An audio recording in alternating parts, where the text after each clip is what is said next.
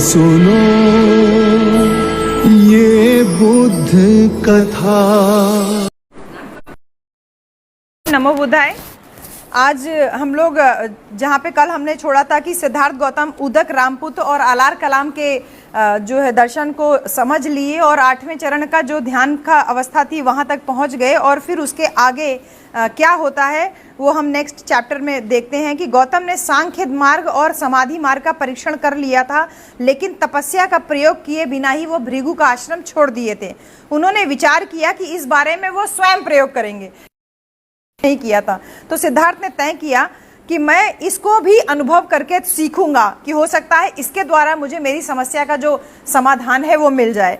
तो इसके अनुसार सिद्धार्थ गौतम गया पहुंचे, जहां गया जाने की आप सब लोग बात कर रहे थे।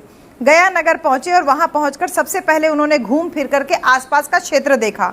फिर वो उरुवेला गए और राजश्री नेगरी के आश्रम में तपस्या का अभ्यास करने के लिए वास बनाया। तपस्या के लिए निरंजना नदी के तट पर एकांत और निर्जन स्थान उन्होंने चॉइस किया। ये निरंजना नदी आज भी आपको, अगर आप जाएंगे बोध गया तो वहां पर आपको इसका एक रूप जो है दिखाई देगा। उरुवेला में उसको वही 5 परिव्राजक फिर से मिले जिनसे उनकी भेंट राजगृह में हुई थी। राजगृह में जिन लोगों ने उनको बताया था ना कि जब आप कपिलवस्तु छोड़ करके आए तो वहां युद्ध विराम हो गया, और फिर बाद में वो लोग उनको सिद्धार्थ को छोड़ के चले गए। तो उरुवेला जब सिद्धार्थ गौतम पहुंचे तो वहां पर उनको फिर से वही 5 लोग मिले और उन्होंने शांति का समाचार सुनाया। वे भी तपस्या का अभ्यास कर रहे थे। उन तपस्वी ने उन्हें देखा और साथ चलने को कहा। गौतम उनके साथ चले गए। इसके बाद वे आदर पूर्वक उसकी सेवा करने लगे, शिष्यों की तरह उनकी आज्ञा का पालन करने लगे और बहुत आज्ञाकारी और विनम्र थे। गौतम की तपस्या और स्वपीड़न की प्रक्रिया बहुत कठोर थी। स्वपीड़न, जैसे आज आप व्रत रखते हैं ना, भूखे रहते हैं, तो केवल आप भूखे रहते हैं, शाम तक आप खाना खा लेते हैं या अगले दिन आप खाना खा लेते हैं। लेकिन जब सिद्धार्थ ने स्वपीड़न, अपने शरीर को पीड़ा पहुंचाने का जब मार्ग चुना तो वो एकदम एक्सट्रीम लेवल का था, एकदम बिल्कुल अंतिम लेवल का था। कभी कभी क्या करते थे, सिद्धार्थ केवल 2 घरों से भिक्षा मांगते थे, लेकिन 7 घर से अधिक कभी भी भिक्षा नहीं मांगे। 7 घर में अगर मिल जाता था तो ठीक है, नहीं तो बिना खाए रह जाते थे। और 2 ही घरों से अगर जैसे मांगना शुरू किया, एक दिन में 7 घर का टारगेट लिए, लेकिन 2 ही घर से मिल जाता था तो वही 2 घर से जितना मिला उतना ही खा के वो रह जाते थे। और उन घरों में से 2 कौर भोजन ही स्वीकार करते थे। उन 2 घरों से भी केवल 2 कौर भोजन लेते थे और 7 कौर से अधिक भोजन नहीं लेते थे। यानी कि ये नहीं कि पूरा पात्र भर के खाना खा रहे हो, एक एक कौर हर घर से वो भोजन लेते थे और एक दिन में 7 कौर से अधिक भोजन नहीं करते थे। एक दिन में तस्तरी में वह दिन में 1 तस्तरी भोजन में ही गुजारा कर देते थे, लेकिन 7 तस्तरियों से ज्यादा नहीं। कभी कभी वो सारे दिन में 1 ही बार भोजन करते, कभी कभी 2 दिन में 1 बार भोजन करते, कभी कभी 7 दिन में 1 बार भोजन करते, और कभी 15 दिन में 1 बार, और वो भी बहुत नपी तुली मात्रा में। यानी शरीर को पीड़ा पहुंचा रहे थे कि कैसे लोग शरीर को पीड़ा पहुंचाकर कैसे मोक्ष की कामना करते हैं, स्वर्ग की कामना करते हैं। तो मैं भी देखता हूं कैसे जब उन्होंने तपस्या में और प्रगति का एकमात्र आहार जंगल से इकट्ठी की हुई हरी जड़ें या खुद के उगाए हुए जौ या धान के दाने या पेड़ की छाल के टुकड़े या काई, जो काई लग जाती है ना, जो काई, या चावल के गिर्द भूसी के अंदर के लाल कण या उबले हुए चावल का माड़ या सरसों की खाल, इन्हीं में से कोई एक भोजन जो है वो लेना शुरू कर दिए। मतलब जो भोजन इंसान नहीं खा सकता था वो भोजन वो उन्होंने बहुत थोड़ी मात्रा में लेना शुरू किया। वह जंगली जड़ें और फल खाकर रहते थे, या हवा से गिरे हुए फल और फूल, यानी तोड़ के नहीं खाते थे, जो हवा से गिरता था वही फल और फूल खा के रहते थे। उनके कपड़े या तो सन के बने हुए होते थे, या सन की रस्सी के, या कूड़ों के ढेर पे पड़े हुए चिथड़े, या पेड़ की छाल के, या फिर आधी या पूरी मृग छाल के, या घास के, या छाल की लकड़ी की पट्टियों के, या आदमी या पशुओं के बाल से बने हुए कंबल, या फिर उल्लू के परों के बने होते थे। यानी कि वो कोई सूत का बुना हुआ कपड़ा नहीं पहनते थे। अपने सिर और दाढ़ी के बाल नोच नोच के उखाड़ते थे। हमेशा सीधे और पालथी मार के बैठते थे और बिना खड़े हुए वो पालथी मार के आगे को सरकते थे।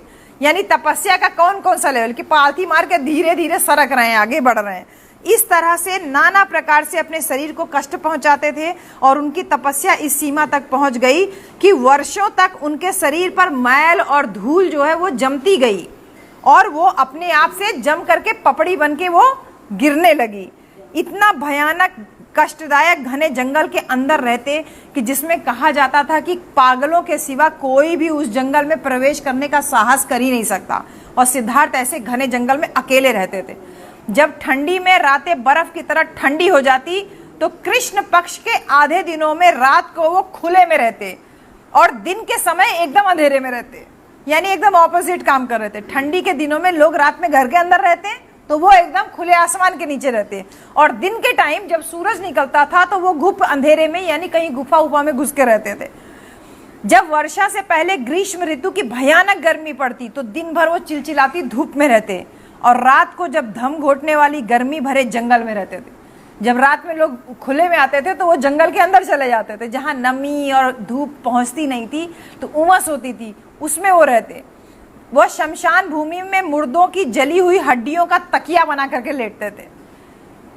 इसके बाद गौतम एक दिन में एक ही फली खा करके, फल नहीं, जैसे कोई भी फली, एक दिन में एक फली खाकर दिन बिताने लगे। एक बाद में एक तिल का दाना या फिर एक चावल का दाना रोज खा करके रहते थे। एक दिन में केवल एक चावल का दाना खा करके रहते थे। जब वह दिन में केवल एक दाना खाकर गुजारा करने लगे तो उनका शरीर बिल्कुल जर्जर हो गया। वह अपने पेट को स्पर्श करते तो उनकी पीठ हाथ में आ जाती और अपनी पीठ को स्पर्श करते तो उनका हाथ उनके पेट को जा लगता था और पेट और पीठ आपस में इतना सट गए थे। ये सब कुछ कम खाना खाने की वजह से हुआ। देखिए, लोग भूखा रहते हैं ना, तो भूखा रह करके लोग कामना करते। सिद्धार्थ गौतम ने तपस्या का एकदम एक्सट्रीम लेवल पा लिया था। गौतम की तपस्या और स्वपीड़न का अभ्यास इतना कठोर था, 6 साल तक लगातार वो इस कठिन तपस्या को करते रहे। 6 वर्ष के अंत में उनका शरीर इतना दुबला हो गया कि वो चलने फिरने में भी असमर्थ हो गए। तब भी उनको कोई नया प्रकाश दिखाई नहीं दिया और वह संसार की समस्या के समाधान के निकट भी नहीं पहुंच पाए। उन्होंने सोचा कि ये मनोभाव शून्यता की ओर नहीं ले जाने वाला मार्ग है, ना ही प्रज्ञा का है, ना ही मोक्ष का है। कुछ इस संसार के सुख के निमित्त कष्ट उठाते हैं, कुछ स्वर्ग की लालसा में ये परिश्रम करते हैं। सभी प्राणी आशा के शोक में पड़कर और अपने उद्देश्य को ना प्राप्त करके सुख को खोजते हुए निश्चित रूप से दुख में जा गिरते हैं। क्या कुछ मेरे साथ भी तो ऐसा नहीं हुआ कि मैं भी कुछ खोजना चाह रहा हूं कुछ और, लेकिन मैं रास्ता जो है वो कुछ और पकड़ा हुआ हूं? कहीं ऐसा तो नहीं कि मैं भी कुछ गड़बड़ कर रहा हूं? मैं प्रयास को दोष नहीं देता जिसके आधार को छोड़ करके अपना ही अलग उत्तम मार्ग खोज लिया हो। मैं जो पूछता हूं वो ये है कि क्या शरीर को पीड़ा देना कोई धर्म का हिस्सा है? क्योंकि मन की सत्ता से ही शरीर या तो कार्य करता है अथवा कार्य करना बंद कर देता है। इसलिए मात्र विचार को संयत करना लाभकारी है। बिना विचार के शरीर एक कुत्ते के समान है। यदि शरीर की बात केवल हो, ठीक से बैठिए अचू, यदि केवल शरीर की बात होती तो शायद भोजन की शुद्धता से ही पुण्य प्राप्ति हो सकती थी, किंतु तब उस कर्ता में भी गुण है। लेकिन यह सब किस काम का? ऐसा व्यक्ति नए प्रकाश को प्राप्त नहीं कर सकता जो जिसका बल जाता रहा। यानी आपको अगर भूख लगी है और मैं आपको प्रवचन सुनाऊं तो आपका दिमाग पूरा खाने पे लगा रहेगा कि भैया खाना खाने का टाइम हो रहा है और ये कहाँ ये मैडम जो है किताब खोल करके बैठ गई हैं। भूख से बड़ा कोई रोग नहीं। सिद्धार्थ गौतम इस बात को जब बुद्ध बने तो उन्होंने, भगवान बुद्ध ने ये बात कही थी। वो ये कह रहे हैं कि अगर कोई नया मार्ग आपने खोज लिया, आप उसको खोजने के लायक ही नहीं होगे क्योंकि आपके शरीर में कोई बल ही नहीं है। जब ताकत होगी तभी तो सोच पाओगे। भूखा पेट से आप कुछ भी सोच नहीं सकते। और अगर आपने कोई ज्ञान खोज भी लिया तो भूखे रहोगे तो आपके अंदर इतनी शक्ति ही नहीं रहेगी आप किसी और को उस ज्ञान को बता पाओगे। कहते हैं जो पूरी रूप से शांत नहीं रहता वो कैसे उस उद्देश्य तक पहुंच सकता है जिसे वह केवल अपने चित्त के द्वारा प्राप्त कर सकता है। सच्ची शांति और चित्त की एकाग्रता शरीर की आवश्यकताओं की पूर्ति से ही ठीक प्रकार से हो सकती है। यानी आपको कहीं जाना है, आपको किसी से बात करना है, आपको कुछ लिखना पढ़ना है, तो जब तक आपके पेट में भोजन नहीं होगा तब तक आप कोई काम कर नहीं सकते। उस समय उरुवेला में सेनानी नाम का एक गृहपति रहता था। उसकी कन्या का नाम था सुजाता। आप लोगों ने सुजाता की कहानी तो बहुत सुनी है ना, कि सुजाता ने खीर खिलाई, वो वही सुजाता है। सुजाता ने एक निग्रोध वृक्ष से, एक वक्त जो पीपल का वृक्ष है उसमें उसने मन्नत मांग रखी थी कि अगर उसको बेटा पैदा होगा तो वह उसको भेंट चढ़ाएगी। उसकी इच्छा पूरी हो चुकी थी, इसलिए उसने अपनी पूर्णा नाम की दासी को पूजा स्थली तैयार करने के लिए भेजा ताकि वो भेंट चढ़ा सके। गौतम को निग्रोध वृक्ष के नीचे बैठा हुआ देख करके पूर्णा ने सोचा कि यह तो वृक्ष देवता है जो स्वयं वृक्ष से नीचे उतर के आ गए हैं। सुजाता आई और उसने अपनी बनाई हुई खीर सोने के बर्तन में सिद्धार्थ गौतम को अर्पित की।